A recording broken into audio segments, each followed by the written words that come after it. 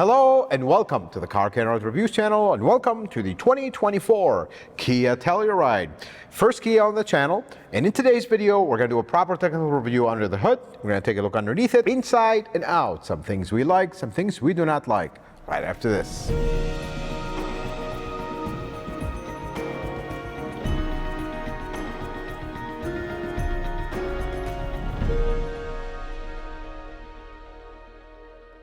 Let's start our technical review under the hood. And the Telluride have one powertrain with one engine choice, kind of on the old school side. It's pretty cool. Let's dive into it. This car does not have a turbo, supercharger, none of that. This has a proper 3.8 liter V6 engine, naturally aspirated. That is kind of a dying breed lately in SUVs in this size. Let's dive into it because it's kind of a very interesting motor. The way I tell you about this engine is, it is a very old school design. This is actually one of the original designs V6 that Kia and Honda equally had. Very cool. Certain things about it are very cool. Certain things about it are kind of a concern. Not everything old school is good. Let's dive in.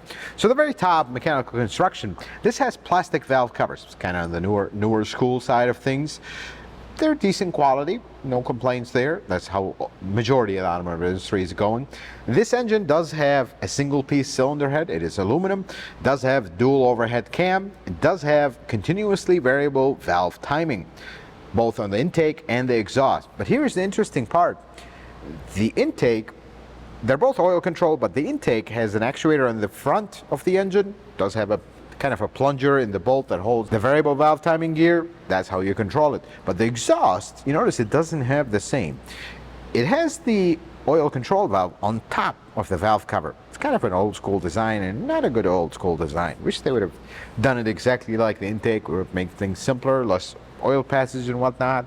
But moving on from that, this engine has 3 timing chains. This is a timing chain engine. So there's 2 timing chains that go from each bank to the crank, and then there's a third little timing chain that goes from the crank to the oil pump.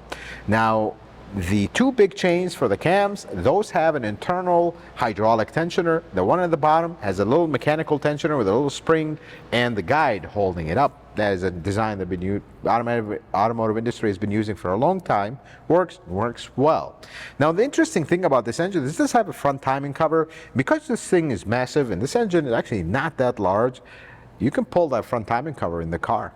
That is a pretty cool. If you need to do anything with the chain, you don't have to pull the engine out of the car. You can do it in the car, and that is pretty cool. Now, because this is kind of an old school design V6, this does have long short runners on the intake. So you have a plenum on top of the intake manifold that runs across, and unfortunately it covers the rear spark plugs. So when you do spark plugs on this, the front 3, super simple.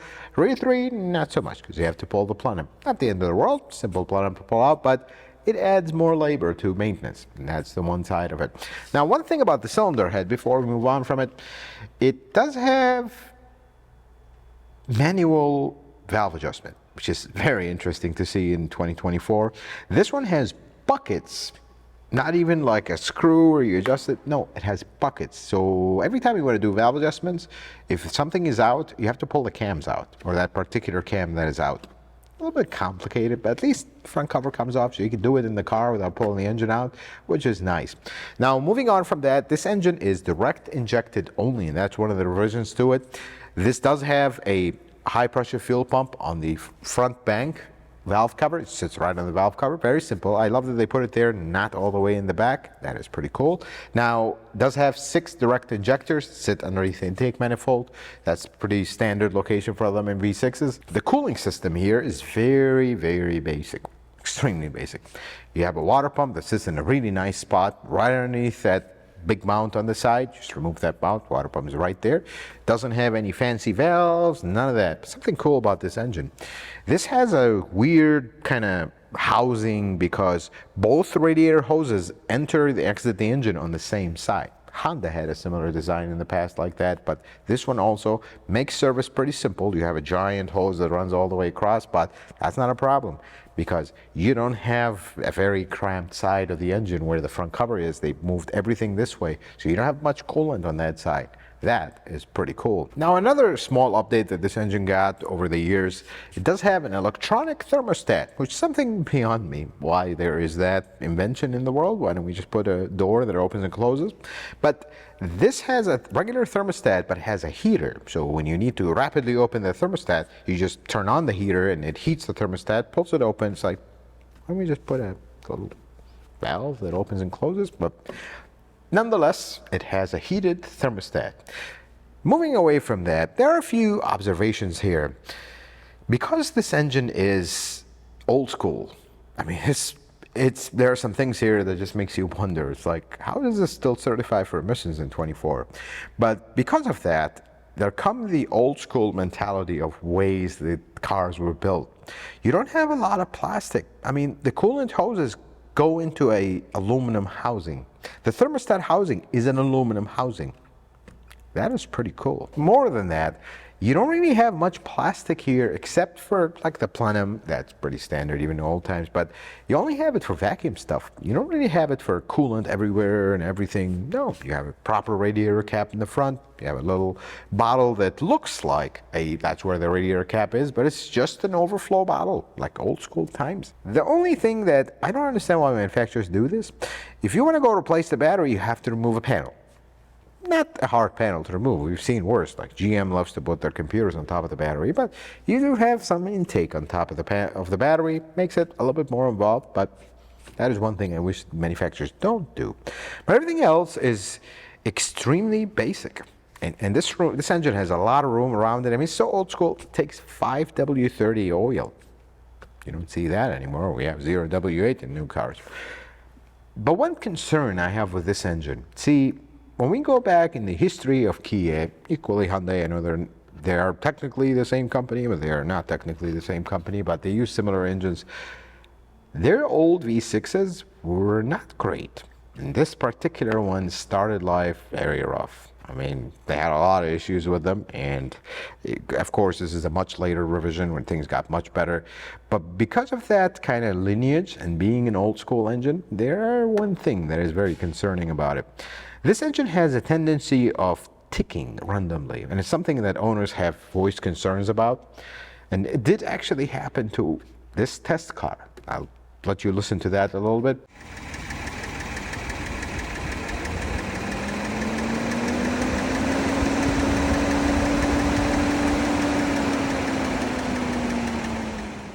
To me, that sounds like valve strain noise or upper noise. Sounds like a valve adjustment, but then it doesn't happen all the time. And weather is not really cold. Usually manual valve adjustment cars, when they're really cold, they'll tick as things expand and warm up. But this one ticked even in hot weather when it was cold. Kind of a concern, and what's more concerning is it comes and goes. It doesn't do it all the time. That was kind of a moment to see in a big V6 doing that, but other than that, it's a pretty smooth, pretty powerful engine. It's not the most powerful in the world, it's a little bit on the old school side, but it has plenty of power for this SUV, and the best part about it is it's very smooth. It has distinct V6 sound, which is really nice. Now let's talk about the transmission in the Kia Telluride. It is an 8-speed transmission, torque converter transmission, not a DCT, not a CVT, none of that. That's a cool thing. It's pretty basic transmission. It's made by Hyundai. Now, the thing about it, we'll look at it more when we look underneath the car. This car actually has start-stop technology. I'm guessing that's why they're able to pass this by emissions in 24. So because of that, the transmission has an electronic oil pump for the oil, in addition to the mechanical one. That's how it sustains oil pressure, so the drive is still engaged when you have a start-stop event. So once the engine starts, you already have the gears already applied and everything is going. That's the only change. But overall, it's a pretty smooth transmission. I like it. I don't have any concerns about it. I hope it's reliable.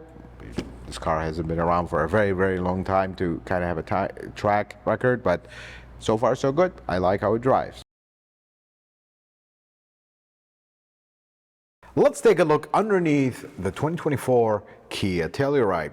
Starting with the metal, it's actually not covered. Again, folks, this is kind of an older powertrain design, and this vehicle has been out for a little bit. But what I like about it is, you notice how this cover kind of covers the drain plug, but they give you this big panel that is actually removable, so you can service the car. That is pretty cool. I like that they actually thought of that. Now, exhaust quality on Kias, mid-pack. It's not the highest quality, it's not the lowest. You do see this little flex pipe here, pretty common with V6s. I wish this was a flex joint, would have been better, but this is how they deemed it. But the cool thing is, this is a steel oil pan. It's a little stronger, a little bit more forgiving, which is nice. Now, this is a transmission. You notice the transmission has a front plastic oil pan. This is a lot of newer transmissions, 8-speeds, that are moving towards that. This over here is the additional electrical pump for the transmission that we talked about for start-stop. Pretty simple stuff. But let's look at the front suspension here. So you do have a steel control arm at the bottom with a separate ball joint. This is a really good design for service. Aluminum knuckles.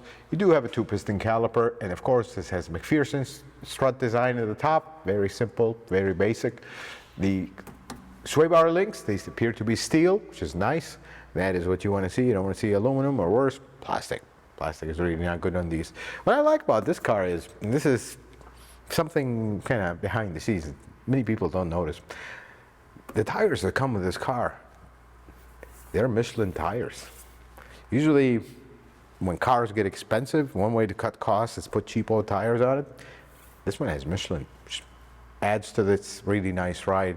Now, going away from that, the drive shaft is connected to the transfer case, which is a fully mechanical transfer case. There's nothing about it, no disconnect here.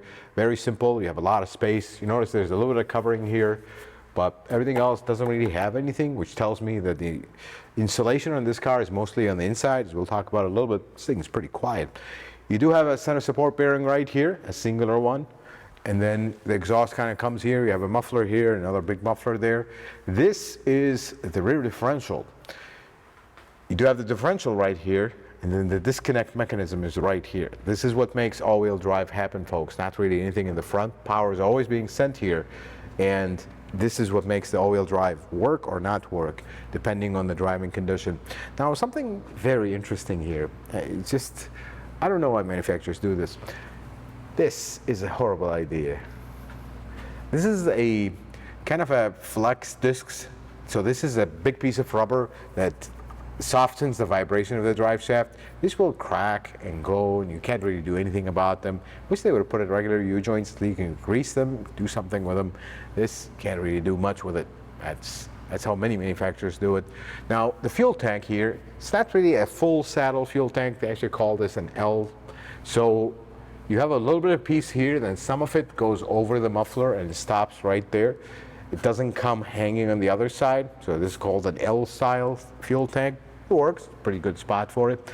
Now we look at the rear suspension, which has one very interesting feature. We'll cover that in a second here. You do have a lower control arm that is steel, spring. You turn around here, this arm may appear to be plastic. This is just a cover, of course, it is steel. You do have an aluminum knuckle. Axle here is very small. Again, this is not a high torque all-wheel drive car. It can send power here, but it's not gonna send massive amounts of power here. You do have a single piston caliper in the back with the electronic park and brake on it. Now, because this car design is a little bit older, it's not just came out, just updated. You notice they have a really nice cover here covering everything. On this side though, it is open, but they do have a little bit of a cover on the inside. Muffler is here. You have the dual tips. They're actually single tip that splits into two. But let's go back to the rear suspension. See, when you look at the option list of this car, you will have something called rear self-leveling or self-leveling rear suspension. But you notice here there is a spring, there is a shock, giant shock, but still it's a shock, and it's not, doesn't have any air lines, any hydraulic lines, nothing. This is very rudimentary, but actually works, and it doesn't add in complication. Here's how this works. This spring, you notice, is a tiny spring. This is a big 3-row SUV. This is a tiny spring. Because this shock, which is a massive shock here, is what does the auto leveling. And the way it does it is hydromechanically. So when you load the car and the car comes down, it's going to stay down. As you drive it and it oscillates, internally it's going to pump up the shock and it's going to raise the car.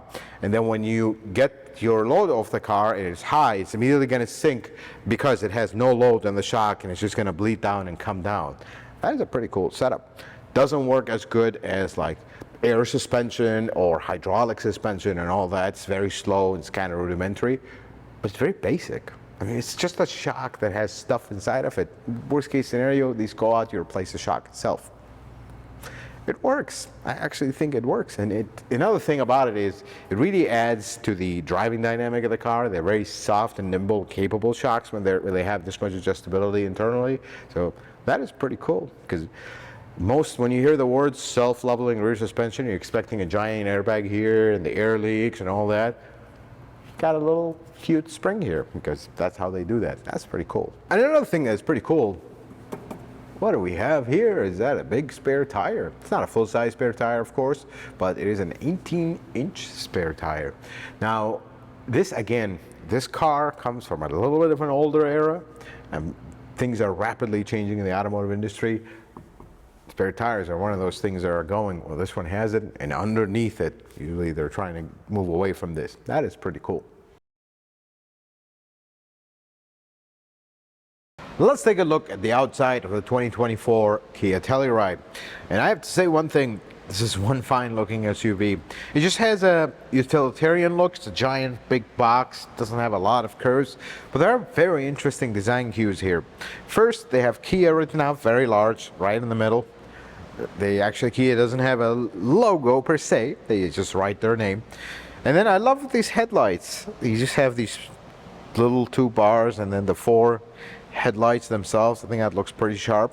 Now, on the technical side of things, the radar sensor sits all the way low. This is a little bit higher off the ground, but you should be careful with that. I don't think that's the best placement. I wish it was here, protected a little bit more from little hits at the bottom. But let's look at this interesting design, because there's a few things that are very interesting about this. If you look at the hood profile, it has this little part that comes out. I mean, they are really fascinated with the design of the car to do this. This is not a simple thing to do, stamping wise and everything, but they did it because they're committed to the design. But they're so committed to the design that if you look at the windshield, that is a very difficult glass to do. And I hope it doesn't translate into a very expensive glass to replace, because that is a serious design dip into it. I mean, folks, this is a lot. This is the kind of stuff that makes car companies kind of go out of their way to do stuff like that. Looks pretty cool. I like it. Now, looking at the hood has these 2 dips right here. This is a very interesting driving profile. You see that when you drive. This gives it a very cool look. Now, going around the side, there are a few strange things on the side. First, these are black. This is a pretty high trim here. They are black, so is the bottom one. You do have this little painted trim inside that black, but I don't like these. Again, that's personal taste. But I like the size of the mirror. It's not over the top huge, nor is it tiny. It's just the right size. Now, this does have lock unlock in the front wirelessly without a key. On the front only, expected in this segment. Then there are a couple of strange things. The door profile is beautiful. You know, there's not a lot of complication in the side, except one thing. Whatever happened here, there's just a little crease here that just disappears. Almost looks like the door has been in an accident. If that was not there, it would have been even better. That's just my humble opinion. Equally, this little hump here, it's a design cue, but I don't think anybody would have complained if this was just full straight. I don't know why they did that, but they did. But if you look at this profile, it is almost 90 degrees. Not quite, but almost. And that is a functional shape, folks, because this gives you maximum space in the back. We'll get into that in a second here. But let's look at the back of this. It's actually a pretty good looking SUV here. I really like that they kept things basic. You have a taillight that is unique, not a bar taillight, not copying everybody else. They just taillight of their own. They write, again, the Kia logo, which is interestingly, they creased the body here to emphasize the logo. Gives it a very cool 3-dimensional look. They wrote Telluride here in very large, unique lettering, and they just put the trim, X-Line. We don't need 3.8 all-wheel drive, 10-year warranty badge here. We don't need all that. They just kept it simple, which I really like. Now, we do have a wiper here. It's not at the top, it's right here. Let us look in the back area here, because this is a 3-row SUV. We'll look at the 3-row when we get in there. But there's something interesting here. This is a floor mat. But if you read on the floor mat, it says maximum load 60 kilograms, 130 pounds. Very interesting that they write it on a floor mat that you could easily remove. Underneath here, you do have some storage, and what they are referring to with the 60 kilograms, 130 pounds, is this board. That's how much it can take. I like that this cover here, cargo cover, it has a place to be stowed if you don't need it. And I really like this aluminum piece right here. Gives it, it's stronger, it looks really nice, really well made, and I love that. Now here's the interesting part. Now we'll talk more about that when we get in the interior, but the headliner is this very nice material. But you notice they did not take it all the way down. Two ways to look at this. They cheaped out and they didn't go all the way down with it. The other reason is this material is a lot easier to destroy than this just piece of plastic. So if you put big stuff here and you scratch it a little bit, it's not going to easily deform and come apart like the headliner. So these are the two ways to look at it. Let's move on from the cosmetic stuff. Third row seat. Thank you for this simplicity, because this does not need to be, now the floor mat sticking up, that's a different story. This does not need to be a kind of college degree to operate these. I want them down, they're down. I want them up, just pull this. That's it, simple as that. I'm not straining my back. I'm not standing here for half an hour until the thing's open and my kids are in the middle of the street. I love that. Certain things need to remain simple, like this. I love it. Now, the back door is a power back door. You do have dual motor, not single motor, which is something that a lot of manufacturers are moving towards single motor. Bad idea, by the way, because it puts sideways strain on the door. But this one has dual motor. Only thing I have with this, I wish they would not do this where the motor wire goes inside, because now you're pulling stuff by the headliner if you need to replace this. I wish they would do it where the wire goes here inside this panel. This panel is very easy to remove.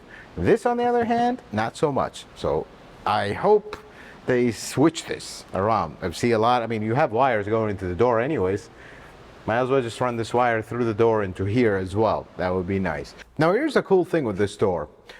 This has two buttons here. One of them does not lock the doors and close. One of them closes it, but the other one does not lock the doors. Here's what this does. So I'm gonna close it. This has a feature that it's kind of auto close. As soon as you walk away, it detects the key is moving away from this area. It'll close the door. So watch what happens when I open it now. It's gonna open, and listen to the beeping it's gonna start doing. There you go. That's the beeping. It's telling you that I see you. You're here. As soon as I walk away from it with the key in my pocket, beep changes, and the door closes. This is auto close. This is such a useful feature because how many times do you open the back door, you get your stuff, now your hands are full, and you walk away from the car, you have to put your stuff down, then come and press the button to close it. This has that option. But here's the cool thing that they actually thought about, and I think this is brilliant. What if you don't want it to do that every time? Because this feature is on the screen. That's how you turn it on and off. So you're here, you have a lot of stuff, you're gonna go and come back, and every time you're gonna open the door, that's what the second button does. You press it, it cancels that mode for this open cycle. But when you close it again and open it again, it's gonna resume that until you shut it off from the screen. That is a pretty cool feature. Now the last feature I want to show you, and this is pretty interesting, because if you bring it around the camera this way, we said the third row seat is super simple. They actually give you a release for the second row as well. so you can put it. Now that one didn't come down because the seat is forward. But you actually, if you're just loading a lot of stuff here, fold the third row, you can fold the second row. Now this does not bring the second row up. It's not power. This just releases the latch so it folds. Still, that is pretty simple how they did this, and look how much room you have. This is a pretty large SUV. Let's take a look at the interior of the 2024 Kia Telluride. One thing I have to say about this interior, I think this is where this SUV truly shines. Now, we start with the materials here. The leather is super nice here. The headliner is suede, so is this A-pillar here. I mean, in this high trim, which is pretty expensive at $54,000, but at least when you get in it, you feel where your money is going. I mean, cars are getting really expensive at 24. You get inside this, you get the higher trims, you feel like, okay, we're getting something, but it is so much more than just nice material. First thing is the driving position. The dash is not huge, and it has a very interesting profile where you feel very high, and visibility is really good out of this SUV. I really like that. And then more than that, the functionality and how everything is laid out. I mean, all the important controls are physical. Nothing is in the screen. You can shut off the screen and you could drive this car without needing to touch the screen at all. All your HVAC controls are here. They have a dedicated screen. All your radio controls are physical, right in front of you. All your other car controls are right here. Your drive mode, your auto on, start, stop, off, your auto hold, your parking camera, your parking brake. Everything is physical button, down to the proper shifter here. We don't need gimmicks. You won't find them here. And your heated and cooled seats are very nice. The controls right here, they're physical, both driver and passenger. And then you have these grab handles right here on both sides.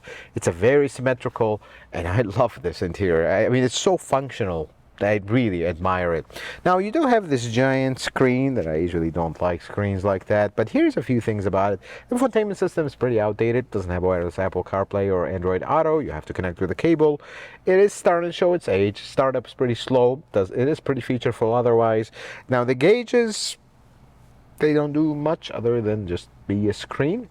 When you turn the turn signal, you do see your blind spot, which is basically a lot of cars from Kia and equally Hyundai will have the same thing, but otherwise it doesn't do much. So this was gauges, I wouldn't mind. However, the design of the screen being kind of one piece, it is a pretty cool design, but this interior is such a nice place to be in. And the best part about it is, see, cars are getting very expensive at 24. Inflation, whatnot, things I don't understand, but they're getting expensive. That's what we'll get at. But when you get into this car, you appreciate why it is expensive, because when you drive it, it's very smooth, it's very quiet. I mean, this is not a segment that's usually very quiet, but this one is very quiet. And on top of that, the materials are very nice, and it's still a very functional interior. I really appreciate that. Now, some interesting stuff here. The sunroof. I am not big on sunroofs. I really dislike them. I think they're a disaster waiting to happen. But the front one is manual, and this particular trim has a rear one that is power, the shade. Interesting setup there, but that's how they deemed it. The steering wheel it has really nice leather on it. The controls, though, are very basic and simple. Takes you no more than a few minutes to get acclimated with how they work. They work great. I think certain things need to remain basic because they are basic. I don't need to think much to operate the controls of my steering wheel. And they keep it very simple here, which is really nice. Let's take a look at the second row seat in the Kia Telluride.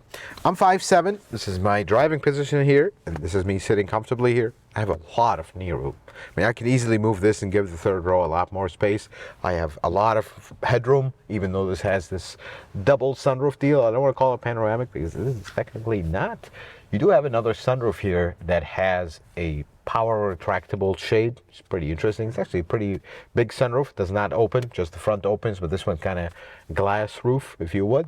Now, you do have some HVAC controls here. You do have heated and cooled seats in the back, which is really nice. This is a captain chair configuration, this particular one. You do have a household power outlet underneath here. This is a very comfortable place to be in. But here's the coolest thing, something I wish all manufacturers would do. The child lock. We all have kids. We want to lock the door so they wouldn't do this deal on us when we're driving. Most cars will have a mechanical toggle on the door in the rear doors. This one, it's actually a button on the master switch on the driver's seat. You hit it, it activates the child lock in the back. So we are all very familiar with the mechanical ones when you had your kids here and then you have adults here. Like, hey, can you come open the door? I can't open it. Here, you don't have to do that. You just push a button next to you and it's engaged, and then you don't have to wonder when your kids are finally here. It's like, wait, did we do this? Did we not? And you'll find out when your kids open the door on you. No, you just push a button, the light comes on, and you know child lock is on, not only for the windows, for the locks as well on the door handle. That is a very functional feature, and I really like that. Now, a few other things here. This seat has really nice leather and everything. The back, plastic. Not going to knock them too much because this is a really nice car for its price, for its equipment level, and how nice things are here. This is where they save cost. But one thing they did that is very cool. On the sides of the seats here, you have USB-C, an additional one. That is pretty cool. That's actually a really good spot for it. Let's take a look at the third row seat in the Kia Telluride. Now, this is a 3-person seat. This is my seating position in front of my driving position. I'm 5'7". I mean, my knees are not touching the seat, but look at this thigh angle here. The floor is pretty high, the seat's pretty low. That's how third row seats is in this segment. I think this is actually one of the better ones in this style segment, because if you have little kids, they will sit here comfortably. We don't have issues. And the most important thing is you still have a little bit of storage room in the back, so it's not like the glass is right behind your child's head. That would be a little bit of a concern, but this is nice. You do have a little light. Now, something we didn't talk about in the second row, this has HVAC vents on the headliner. This is the hard way to do it, and this is the proper way to do it. It's kind of like an airplane. You have the best airflow. Same thing in the second row. You do have a USB-C here. You have some place to put stuff here. I think this works. This is a pretty decent third row seat for a car in this segment. Let's talk about some things I do not like about the Kia Telluride. Starting with the engine. See, this is a beautiful, smooth, no turbocharged, no nonsense V6. Very suitable for an SUV of this size. While it's a simple engine, a little bit on the old school side, some of that old school stuff is a concern. Like the manual valve adjustments. I mean, this is one more big maintenance item that you have to add, and it is pretty big. I mean, you can't. But what makes it worse, because there's been a lot of engines out there that has manual valve clearance you never have to do anything with until you're like into year 15 or more, or extreme high miles. So that's not the concern, but the concern is occasionally, in our 1 week drive of this car, occasionally the engine will start ticking, and ticking pretty severely. Have you take a listen here one more time.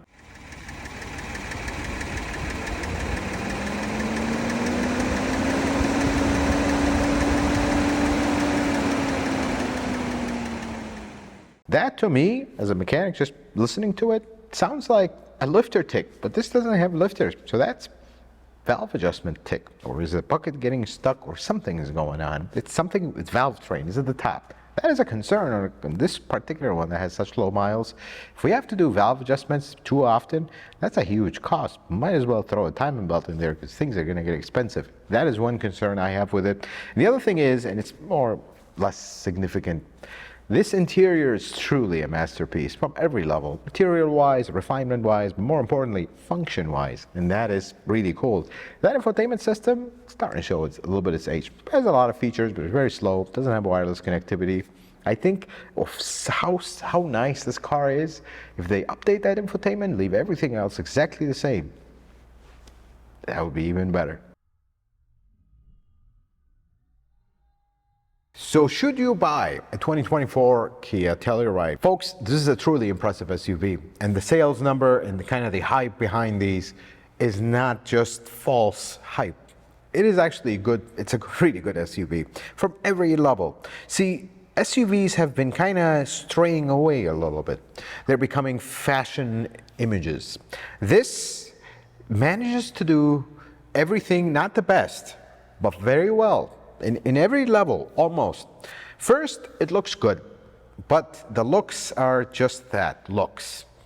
Drive any car for a year, it's just going to be an object in your background. And this is meant to be a family SUV. So The shape of this car is very functional to give you maximum space in the back, yet it doesn't feel huge to drive, which is nice. It's pretty comfortable and easy to drive. Then you go inside, which I think where things are truly at their best. The inside is not only nice, it is extremely nice. I mean, especially in these higher trims, it is very impressive. Kind of feels like the next segment up. Feels like you're getting into a Genesis. Very comfortable, it's very functional. It has really good features on the inside for families, and that is the main reason you buy a car like this. Not for looks or cool materials on the inside, but even that, you still get those, so that is nice. Now, nothing is perfect in life. We have to address a few things. Little stuff. Infotainment is a little bit outdated, doesn't have wireless Apple CarPlay or Android Auto. Not the end of the world, but for such a nice SUV, I think it deserves that. The other thing is, which is more on the mechanical side of things, the concerns with the engine. See, it's a big, smooth, non-turbocharged, kind of old school V6, but if you go back in time with Kia, their newer engines are getting better, but their older engines, they did have some issues, and that ticking sound that we notice on this engine occasionally is a little bit of a concern. And maintenance-wise, this is not the hardest V6 to work on, but it does have manual valve adjustments, and I feel like that tick has to do with it. There are some concerns with this engine. That's all I'm going to tell you. But the good thing is, the flip side of that is, they have a 10-year powertrain warranty, 100,000 miles. That's actually the best warranty in the US. So I feel like this is we've talked about this in another video on the main channel, but this is a mid-grade car. It does things very well. It's not the best, but it does so many things very well. And on the reliability front, it is not the worst, but it's not the best either. It is mid-grade. But you do have the long warranty with it to give you some peace of mind, because after driving this car, that interior is really the true standout in this car. How nice it is and how functional it is at the same time, and how it manages to blend into the background and not give you a hard time to operate everything. Everything is very simple. All touch button works great. Folks, I hope this video was helpful and informative. I hope you learned something new. If you like it, consider giving it a thumbs up. If you're not a subscriber, consider subscribing to the channel. Check out some other videos. Until the next video, folks, may the Lord bless you and keep you, and you have yourself a wonderful day.